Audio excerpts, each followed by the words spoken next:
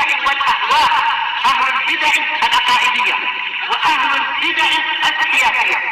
نقول بيننا وبينكم السلف، بيننا وبينكم الكتب، كان فيقول البدع بيننا وبينكم.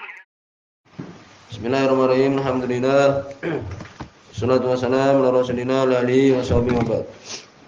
Kita meneruskan bacaan kitab Bulughul Maram yang ditulis oleh Al-Imam Al-Hafidz Ibnu Hajar Al-Asqalani rahimahullah taala.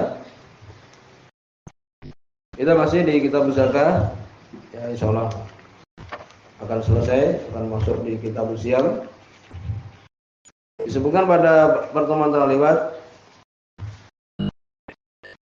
dari pembahasan zakat ini, kita bisa menyebutkan secara ringkas bahwa diambil dari orang-orang kaya, dari kaum muslimin, zakat ataupun sedekah, dan dikembalikan kepada orang-orang miskin mereka. Faturaddu, ya, faturadda ala fuqara'ihim, maka dikembalikan kepada orang-orang fakir mereka.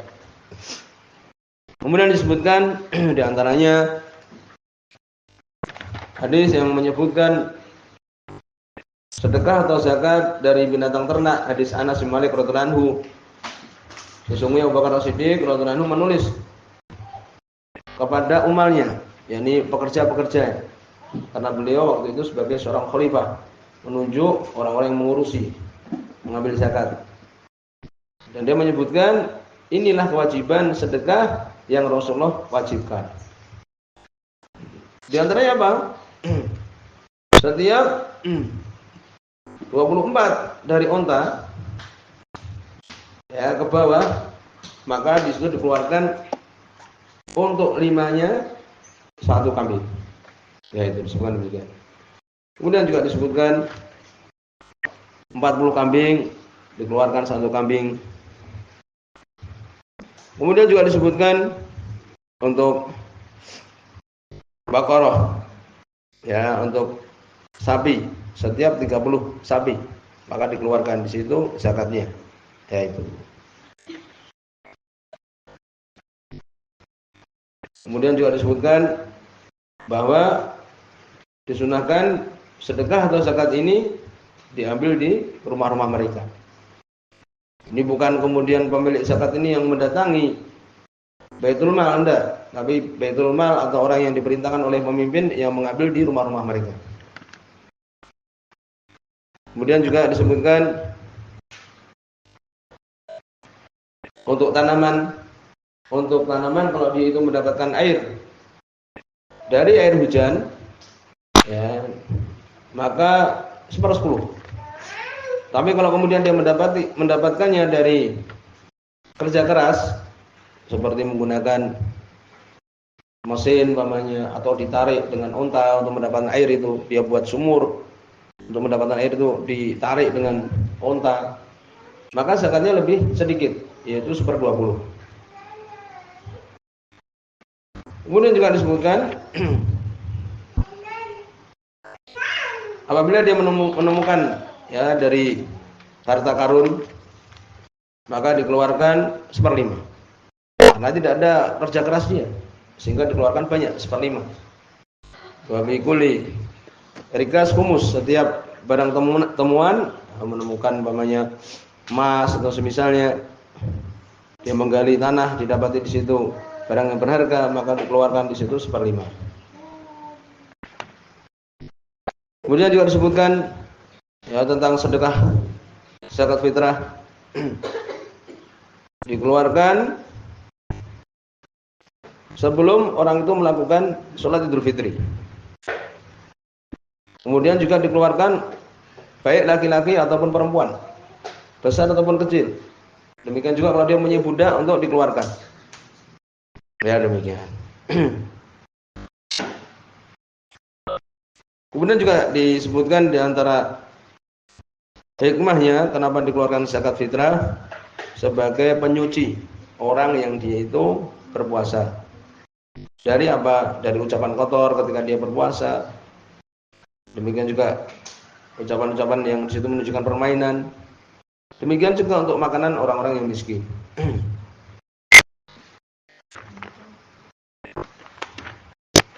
Kemudian juga berikutnya beliau buat bab ya setelah bab sedekahul fitr kemudian bab sedekah tatawwu. Sedekah-sedekah sunnah.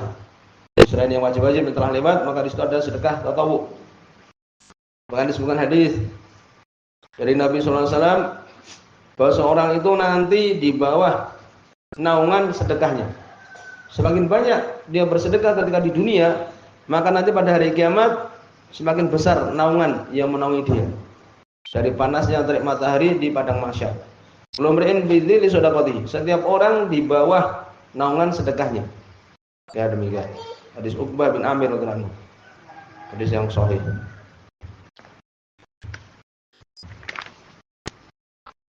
Demikian juga disebutkan bahwa tangan yang di atas lebih bagus daripada tangan yang di bawah. Kemudian juga boleh seorang istri bersedekah kepada suaminya.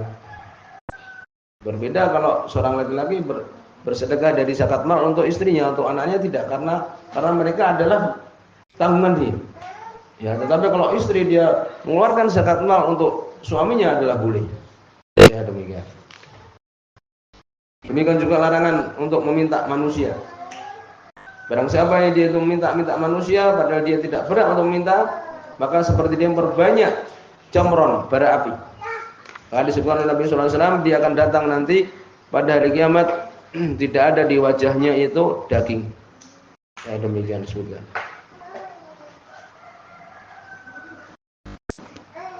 Kemudian juga untuk pembagian sedekah bagi semua sedekah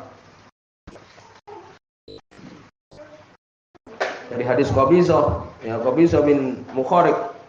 Ini hadis yang penting sekali radhiyallahu anhu. Riwayat Imam Muslim, tidak boleh meminta kecuali untuk tiga jenis manusia. Pertama, seseorang yang dia itu menanggung kewajiban yang dibebankan pada dia, seperti mendamaikan dua suku besar yang sedang berperang. Akhirnya dia yang mendamaikannya sehingga dia butuh harta supaya mereka damai, maka dia boleh minta. Dalam lewat bahasanya. Demikian juga seorang yang mendapatkan musibah sampai hartanya habis, bencana alam habis hartanya, dia boleh meminta. Umpamanya gempa bumi ataupun banjir bandang, harta yang dia miliki hilang, boleh dia minta sampai dia merasa cukup. Kemudian ketiga adalah seorang yang dia itu benar-benar miskin, sampai-sampai 3 orang bersaksi bahwa dia benar-benar miskin. Ya itu.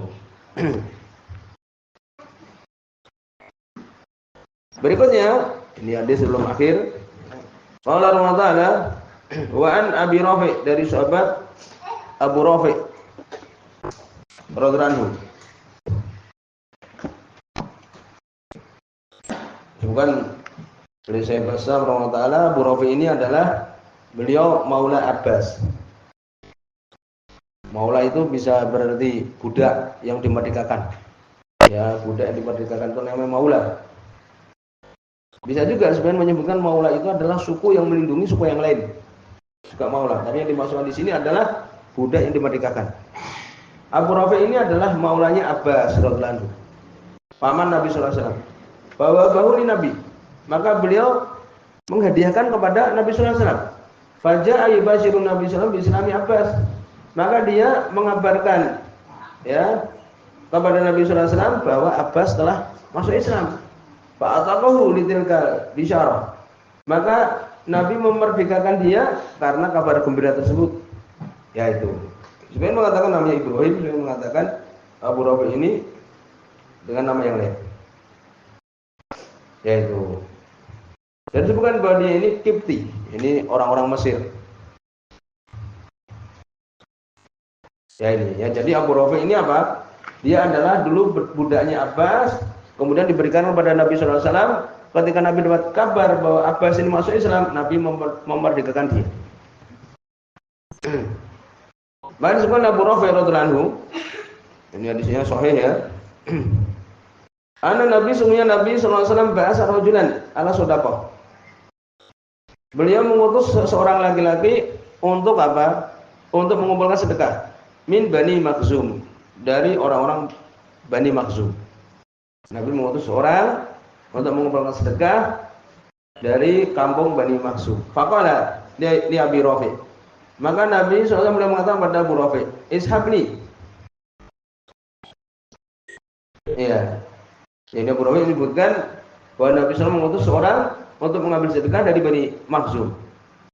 Faqala, maka orang ini maksudnya, orang ini mengatakan Nabi kepada Abu Rafi, "Ishabni, ikutkan aku. Fa innaka tusibu minha, maka sungguhnya engkau mendapatkan bagiannya."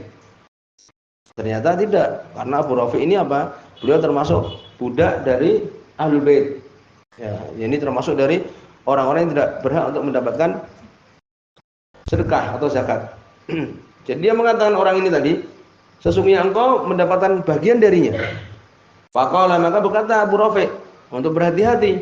Beliau mengatakan, hatta atiya Nabi, sampai aku mendatangi Nabi sallallahu alaihi wasallam. Aku enggak akan mengambil sampai aku mendatangi Nabi, boleh enggak mengambil bagian itu?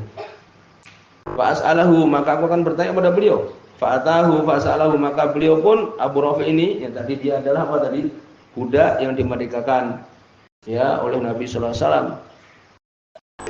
Maka kemudian beliau mendatangi Nabi dan bertanya kepada Nabi sallallahu alaihi wasallam. Faqala, maka Nabi mengatakan, maulal qaum, budaknya dari suatu kaum, min anfusihim, termasuk dari jiwa-jiwa mereka, tidak boleh. Yani Nabi tidak boleh mengambil apa? Zakat, tidak boleh. Ya, demikian juga budak-budaknya tidak boleh mengambil juga. Ini maknanya. Jadi tidak mendapatkan bagian. Karena budaknya suatu kaum itu termasuk dari diri-diri mereka. Wa inna, dan sungguhnya kita, la tahilu lana, tidak halal untuk kami as-shadaqah, sedekah. Untuk Ahlul Bait tidak boleh sedekah. Adapun untuk rampasan perang boleh.